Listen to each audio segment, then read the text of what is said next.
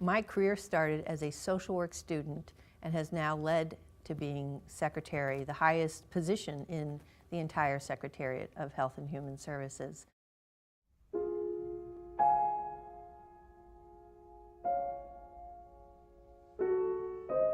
Social work is a natural calling for me. I love working with individuals and families and communities, and then understanding how their lives are impacted by public policies, services, barriers to get services and the like. So I always have wanted to work with individuals in the context of their environment and the challenges that bring them to need governmental services.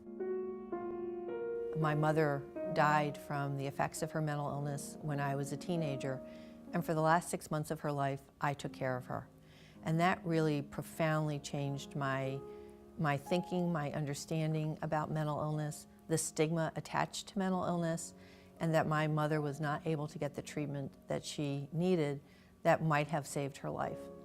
One of the ways that I honor my mother and manage my own stress is by baking, because baking has a beginning, a middle, and an end. And if you do it well, it comes out pretty good and it makes people happy. One of the great privileges of being appointed by a governor who was Secretary of Health and Human Services, for me it's a bonus. I don't have to spend any time orienting the governor to what Health and Human Services is about.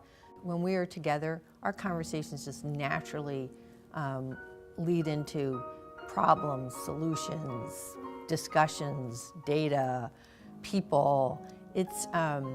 It's a wonderful opportunity, and I don't have to say, and oh, by the way, this agency does, whatever. It's just a completely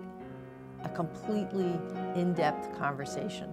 But the fact that we have a long-standing relationship and a trusting relationship really allows us to, do a deep dive on the topics that confront health and human services in the Commonwealth. I'm Marylou Sudders, and I'm the Secretary of the Executive Office of Health and Human Services.